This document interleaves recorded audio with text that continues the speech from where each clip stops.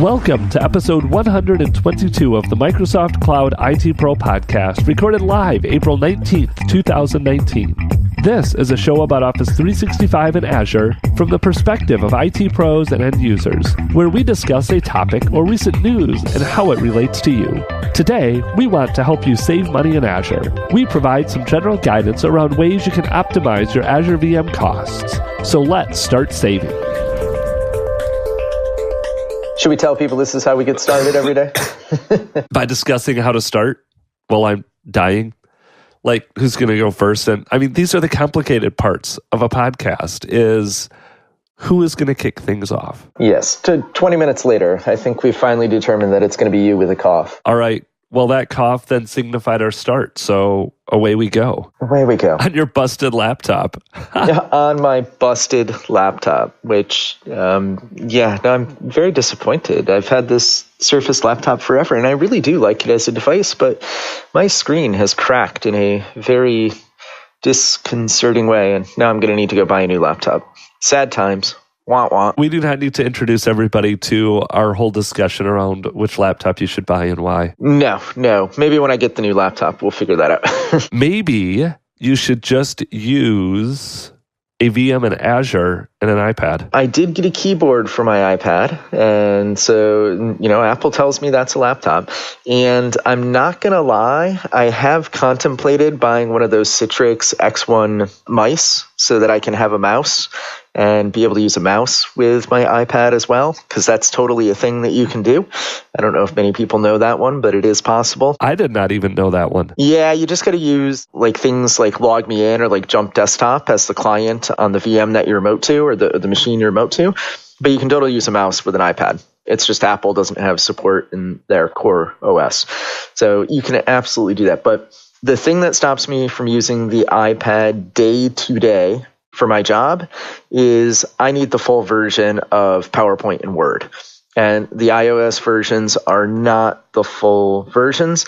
And even remoting into another machine to get to it, it's not always a great experience. If I'm on a plane and, flying someplace and I need access to that stuff, it's got to be the full version, which means Windows or Mac and got to figure all that out. Fair enough. Someday I will buy that mouse and I'll show you how to use a mouse with your iPad. Perfect. And I don't know that you'll ever actually get the full version on iOS. I wonder if they would do that, if you could do that. I don't know. We have Windows on ARM. It could be a thing. Who knows? Someday. Maybe kind of, sort of. But I live in PowerPoint, and not being able to change the animation order or have access to simple things like animations or be able to do comments in PowerPoints, things like that, it's pretty much a deal breaker. It is very evident that you live in PowerPoint with the massive slide decks you send me.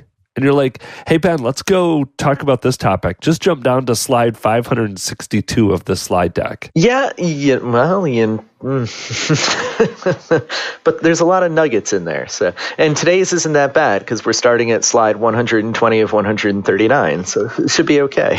That's a manageable chunk. I thought it'd be fun, speaking of today. We've talked a lot about governance and governance controls, and we've kind of skirted around a couple of questions with cloudy things. And one of the ones we've skirted around with Azure is cost. So I think talking about cost up front for any solution isn't the best way to go, right? We want to actually focus on what's the benefit to your business problem and, maybe figure out actual ROI around your business case before we go and talk about numbers for how much it costs to run a VM or a service or price out a solution. But it is one of those things that we need to think about. And I think about it as a, like I said, as a governance construct in the cloud with Azure, AWS, GCP, whatever it happens to be.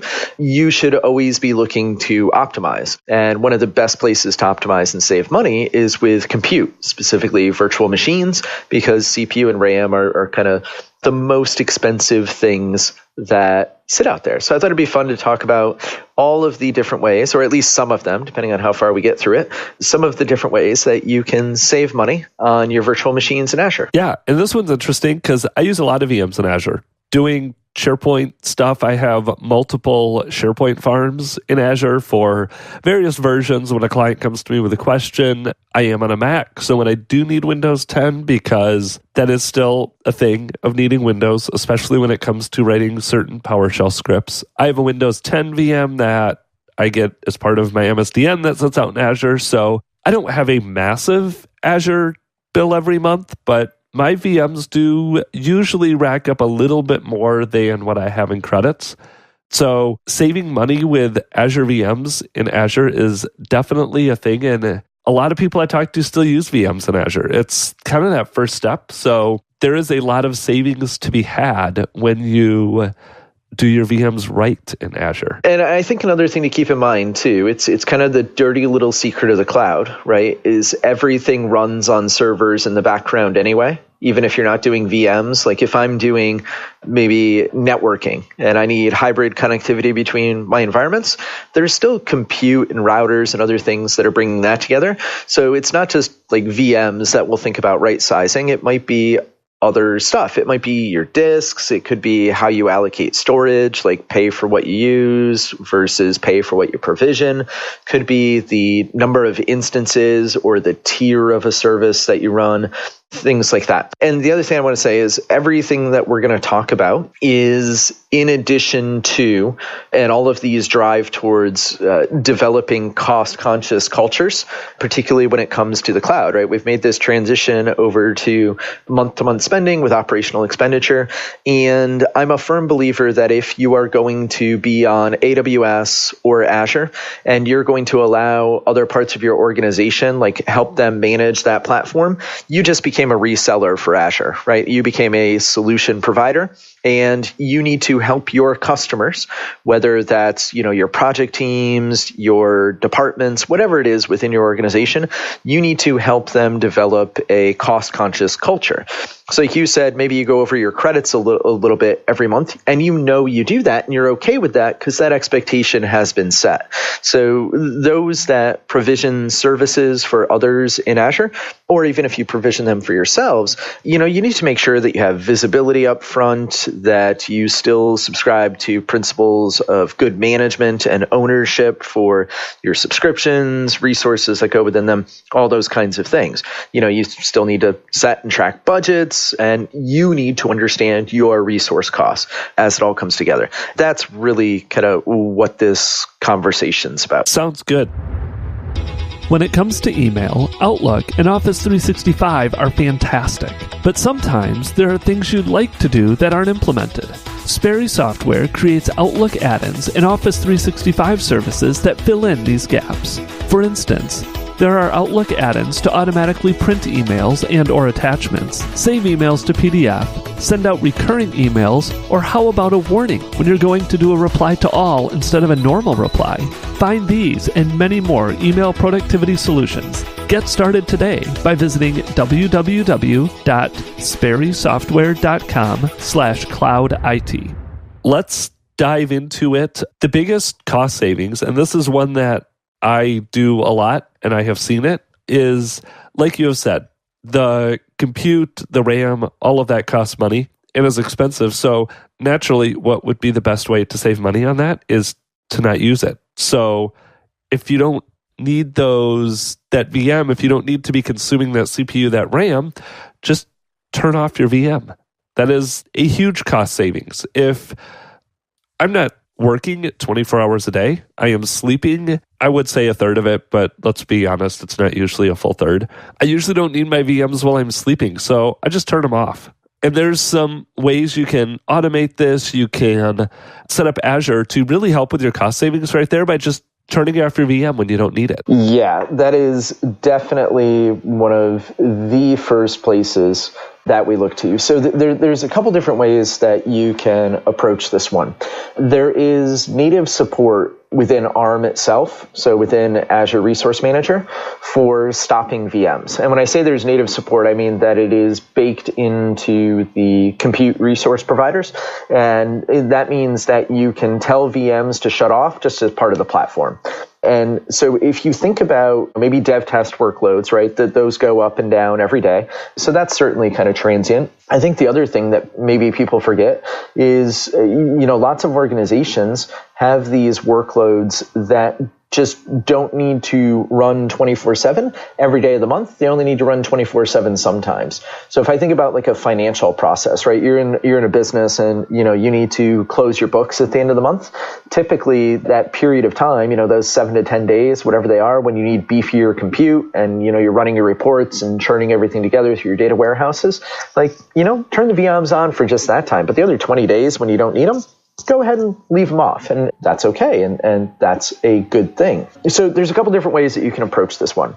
The first, like I said, is use the native support in ARM. So when you create a new virtual machine, whether it's Windows, Linux, whatever it is, create it through the portal, CLI, PowerShell, you will have an option to configure auto shutdown.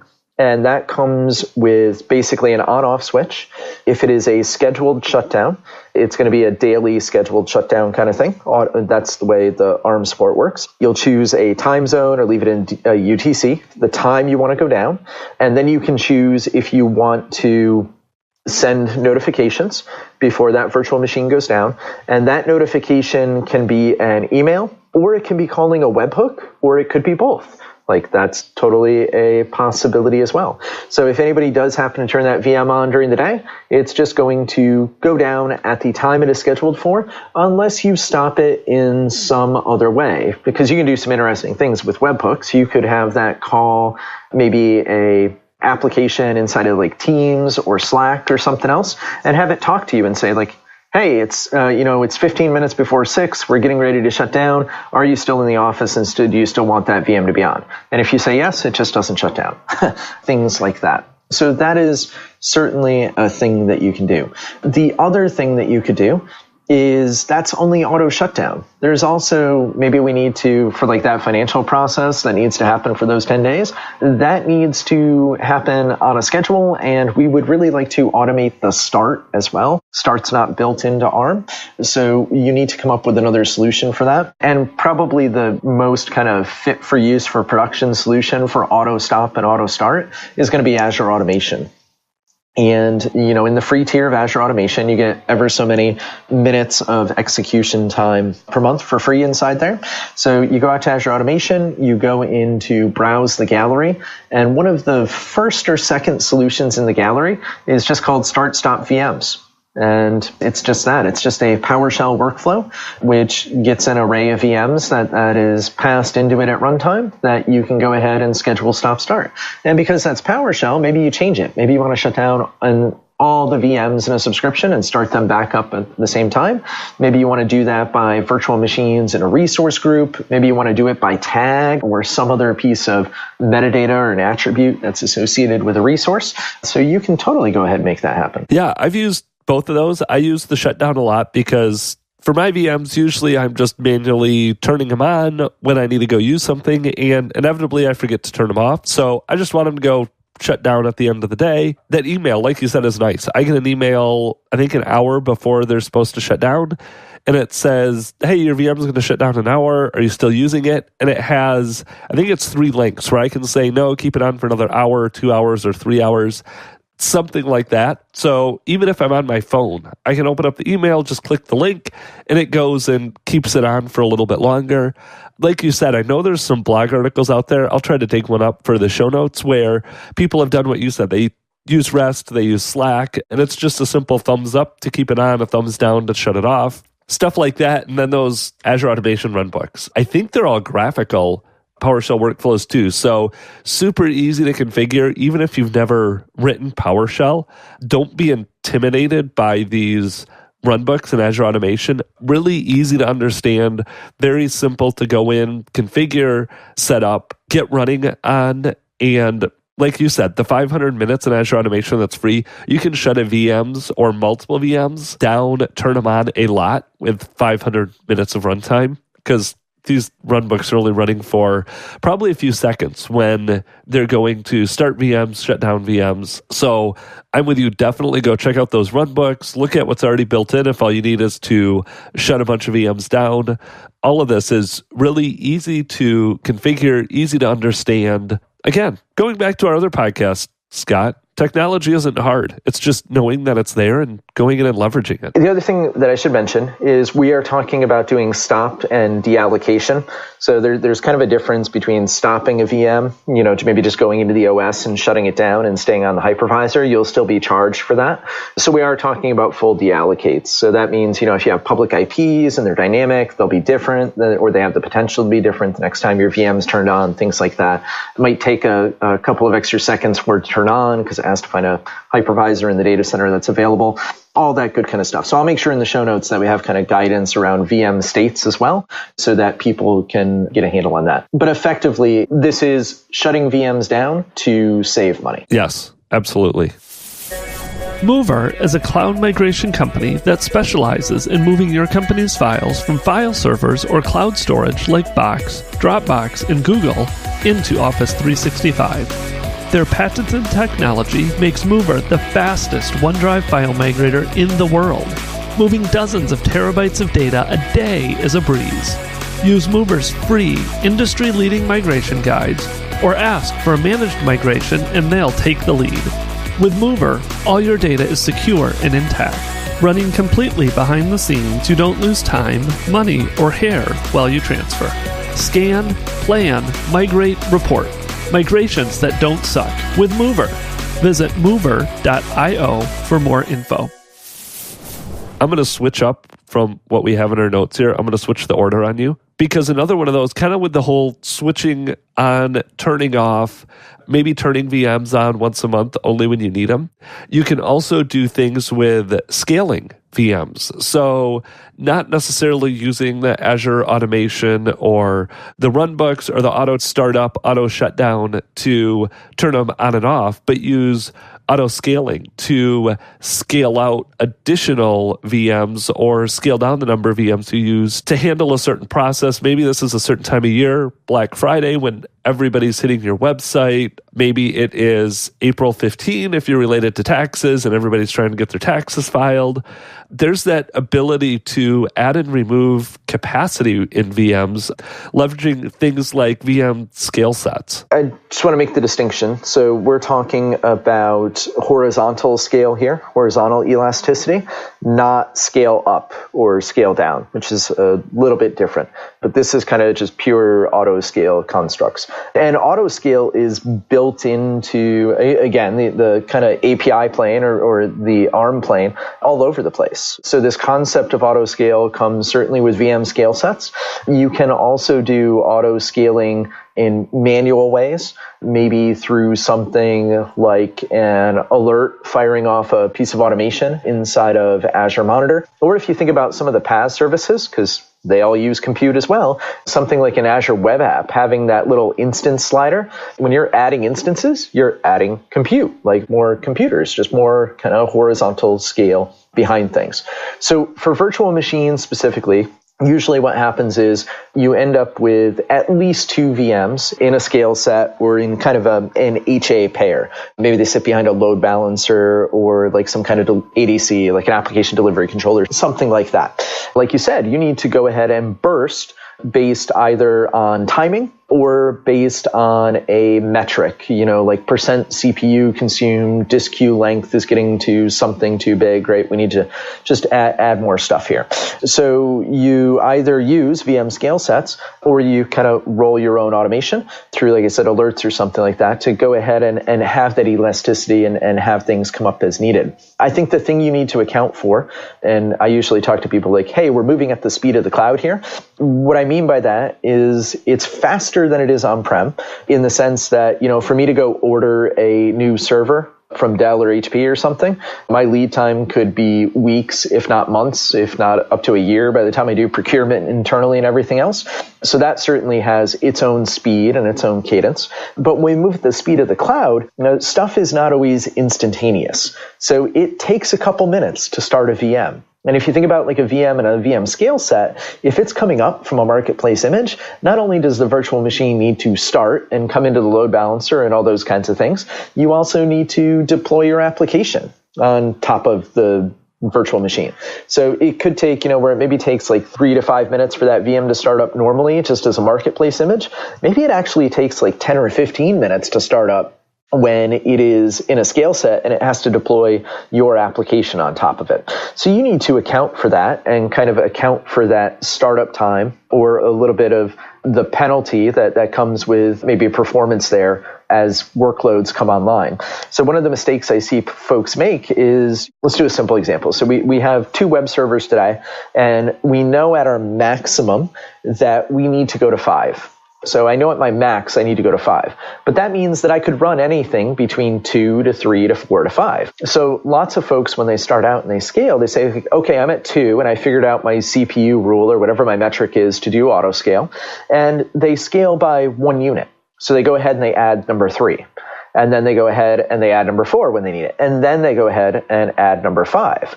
But they forget that there's all this additional time to bootstrap their application and that kind of time penalty that comes with it. So usually you're better off with autoscale to go ahead and say, rather than going from 2 to 3 to 4 to 5, let's go from 2 to 5 immediately. Like, let's go to the place we think we need to be in maybe like a semi-worst case scenario based on our telemetry and how we understand our application to work.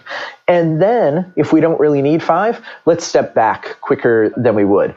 So that way you get to start everything up. And if you need it, it's there and it's available. And if you don't really need it, well, then okay, we can go ahead and dial it back if we need to. And it helps kind of control some of that. It makes that elasticity a little bit smoother. And it's not so much of like a rubber band that is always snapping back on you. Yeah, definitely. And that's good advice, because it is very easy to think, oh, it's the cloud, it'll be ready immediately. I just have to turn it on and I'll be good to go. You still have to build in for that time. But then kind of bringing this back to that whole aspect of saving money, optimizing your cost, is using that example of the 2 servers and the 5 servers. Like you said, if you know you're going to have to be at 5 servers for that peak workload, if you're still on-prem, you're having to purchase all of that hardware, have it just sitting there doing nothing for maybe 11 months of the year. Just for that 1 month, you have to have that extra capacity so that everything doesn't go down. So now you're paying for hardware, you're paying for resources, you're paying for all that stuff on-prem,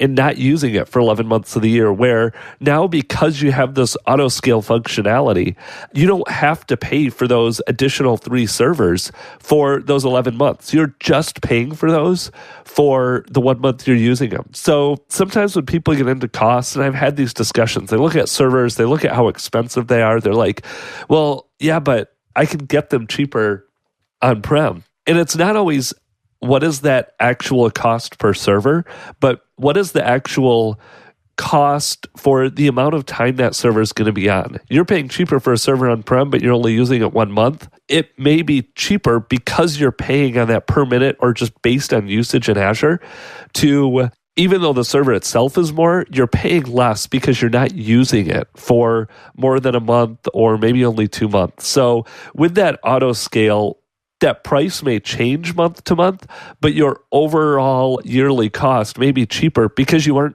paying for those resources for 11 months of the year. Remember, I said cost-conscious culture, right? And making sure that that's aligned. And that's exactly what you're talking about there is, making sure you understand the best bang for your buck, where it's going to be appropriate to run that workload. And for things that are up 24/7, you know what? You might be shocked at the cost of the cloud when you see it. Like you'd be like, oh my gosh, it's going to cost me $600, $1,000 to run my VM every month.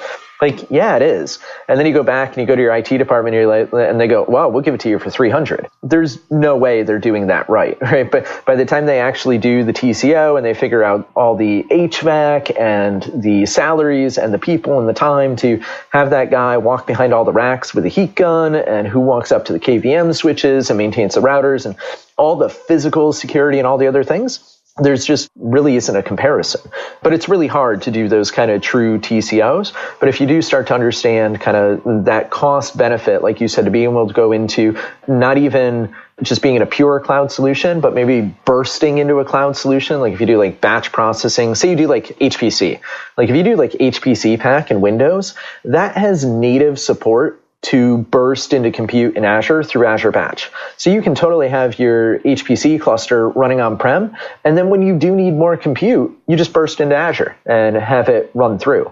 So you don't even need to be in the cloud all the time, right, to have that stuff work and come together for you. Yeah, so one other topic around saving money and VMs and scaling we wanted to touch on today was we talked about originally the whole switching on and off and then talked about scaling out. But you also have that concept of scaling up a VM. You were just talking about bursting, which ties in nicely to one of the types of VMs, but actually making sure you're choosing the right type of VM. So there's multiple types or multiple series of VMs in Azure, whether it's a burstable one or one that's optimized for video or RAM or CPU or just a generic one. So you have all those multiple series, but then within these series, you have different sizes of VMs where it's different amounts of memory, different amounts of CPU cores, different limits around drive performance, around IOPS and throughput. So not only being able to scale VMs out across multiple VMs or turn VMs off and on, but being able to actually even change the sizes of these VMs on the fly, but also making that initial decision to choose the right type of VM. Don't go out and buy a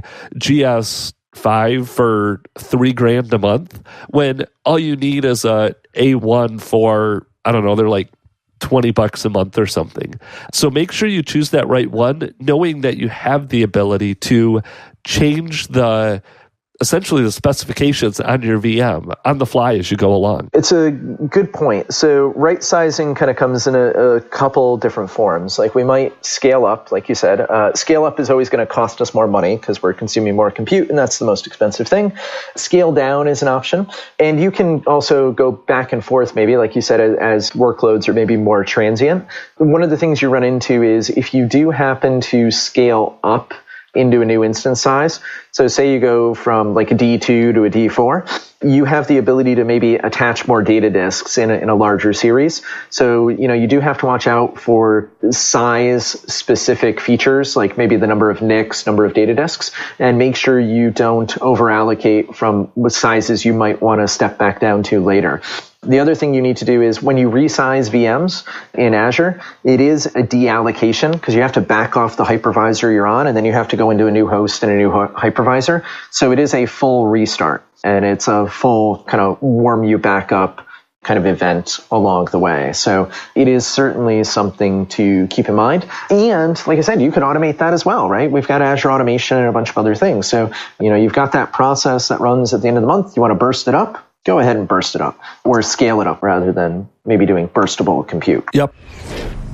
Upskility is disrupting cloud training as we know it with their on-demand platform, Skill Me Up.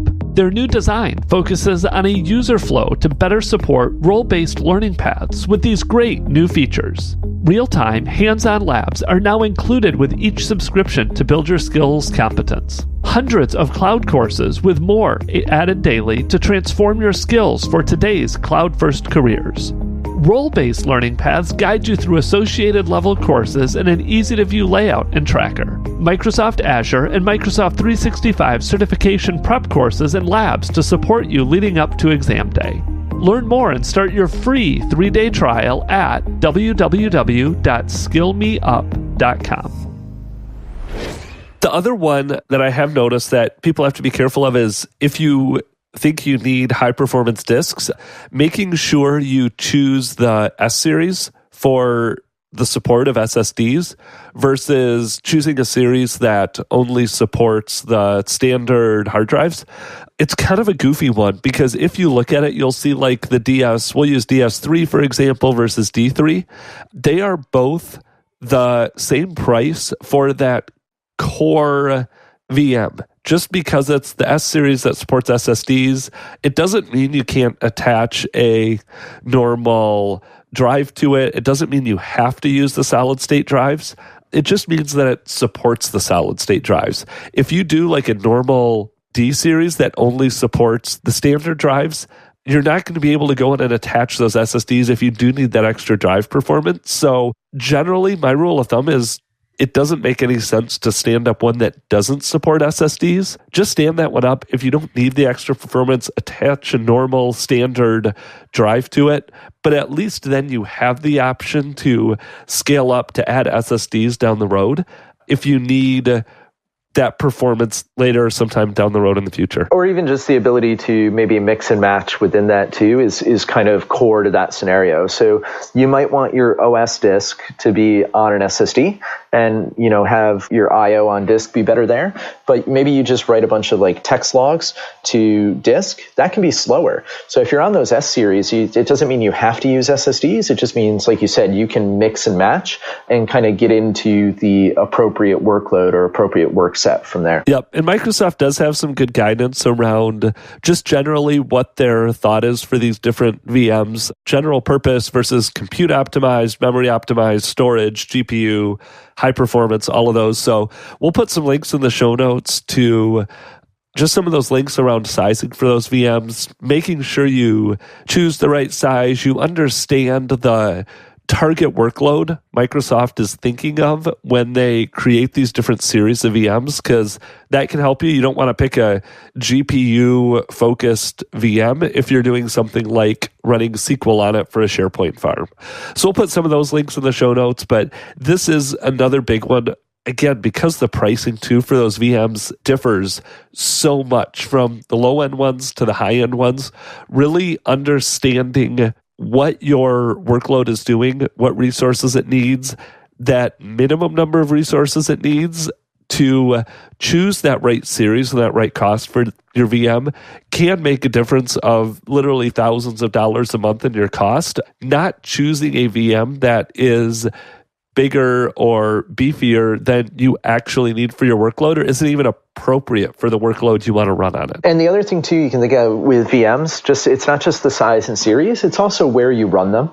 So if we think about like cost conscious culture and cost controls, if you're doing business in the US and Europe, there's going to be certain data centers in the US that are cheaper than others just because, power costs less, it costs less for, resources in data center, things like that. So that cost is passed on to us as customers in the platform. So even if you're in maybe regions that are close to each other, like over here on the East Coast in the US, we have East US and we have East US 2, it costs different amounts to run your virtual machines in those data centers. So when you sit and maybe do your planning for Azure, you're thinking about connectivity and a bunch of other things, you might have it in your head that you really want to be in East US 2, but maybe East US is the better thing for some instances or some stuff that you want to run. Same thing happens in Europe, right? You want to be in North Europe, West Europe, you want to be in the UK, do I go to UK South, to go over here? Japan has got a couple regions inside it. So you can definitely allocate and look at things that way as well. And you kind of have to be flexible, right? You can't walk in with the mindset of like, no, I'm only going to run my stuff in this one place, because the reality is the stuff you really want to run may or may not be in that one place. Right. And Microsoft has a good network. Just because I'm down in Florida doesn't mean that I need to run all my stuff in East. I could run it in Central. I could run it in West. Maybe I'll see a couple millisecond delay because it has to travel an extra couple thousand miles or so. But the network is fast, it's robust, unless you're doing something where a millisecond of time is going to make a big difference. Just because you're in the West doesn't mean you have to run in the West data centers. Because I'm in East doesn't mean I can't run in Central. Have some flexibility there. Sometimes maybe it may even depend on where your customers are. Maybe you're in the US, but 90% of your customers are over in Europe and you want to put stuff in the Europe data centers. Same thing. Maybe you're a European company with customers in the US, you put them in the US data centers.